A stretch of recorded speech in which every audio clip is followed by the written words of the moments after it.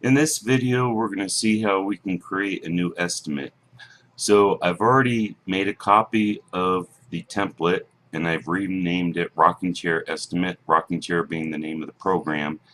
And this is an estimate ROM. I've already communicated with the customer. They want to know a rough order of magnitude of what it will cost to do their effort. And so you've done some pre-calculations, and for the program effort name, we're going to enter in rocking chair, and I'm going to move along rather quickly so you can see how to set this up. You enter in the POC, Bob Smith, and the description is a ROM estimate. So now I've entered that data in. I'm in the data entry tab. If I go to the print summary, it replicates the data I just entered in. Back to the data entry tab. And now I've done some pre-estimates and calculations. So I'm going to start inserting a new row. I'm scroll to the top, insert a new row. Now let's say I want to enter in labor for the effort. I'm going to tab over. Labor is in set as X. Scroll to the right. My labor effort, I'm assuming right now that this is all inclusive of everybody's labor with an average average raw rate of 75. So 75, and it's going to take, I've estimated 3,500 hours for this effort. All the calculations are set. This is going to be a program. I could select one of the presets, or I could simply enter in, this is going to be at 8.5%. I'm going to further scroll to the right. All of this work is going to be done in 2018. If not, I could select another year. It's not a material, so I'm going to select internal labor. All of these people working on this are internal hires. This is a program effort, so I'll change the funding type to program, and while I'm here, I'm going to change the default to program, and I'm also going to change the default to labor. I set these defaults so when I select a new insert new row, it'll take on those values. I'll scroll to the right, and I can see now the totals that are in there. But let's say I've done some more detailed calculations and I don't want to show just labor for all. I want to show labor for major portions of the effort. So I may rename this as labor, senior staff, and scientists.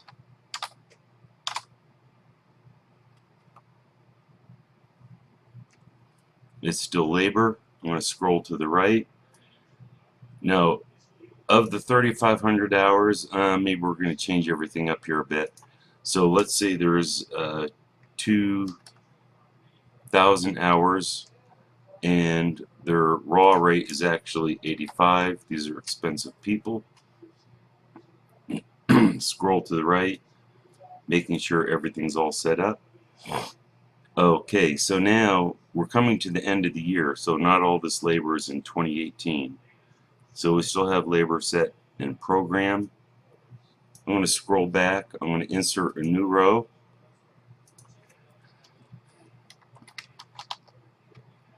Labor.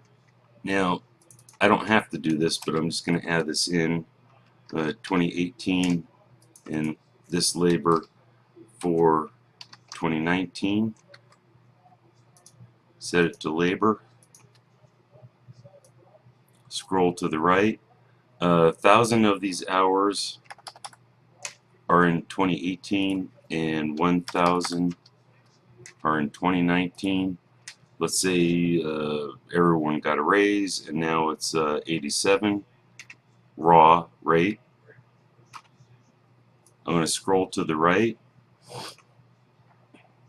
change this to 8.5. We're still, this is a program effort, and I'm going to change this to 8.5. That's the default value. So next time I insert a row, you'll see these hashtags. If we were to enlarge this to 100%, now we're at 100%. If I did it even larger at 110, now we're at 120%. You'll see the numbers come out. I'm going to reduce this back so we can see more of the screen. I'm going to scroll to the right and also scroll back up.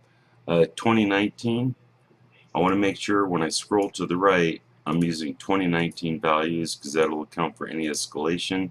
I'm still in program and program for both of those labors. Now let's say there's going to be some material. There may be tube 1, and I hit the tab button. This is a material not requested yet. Again, these 4 values are for materials. I'm going to scroll to the right, and I'm going to need two of those tubes at 1,500 a piece, and still at 8.5%. That's my rate on this program, and that will be purchased in 2018. Well, let's say we're not going to purchase that till 2019, so we'll change that to 2019. Change the item type. This is not labor, this is material. I'm going to change it to material only. You can see the values up here, or hit the link to see the other values. We're still in program, and we're going to add in another item. Let's say this is some valve 45. Hit the tab. Again, I'm entering this in as a material not requested yet. And along the way I could enter in the vendor's name, vendor XYZ, version number. This could be a drawing version number. Let's say it's a drawing dot V version 12 and so forth. You could enter that into any of this stuff. You could also enter in the notes. I'm trying to show you how to get a quick estimate. So the valve, there's one valve at $800. Scroll to the right, make sure I have the materials. This is also going to be purchased in 19. This is not labor. I'll change that to material only. And we're still set to have a program cost.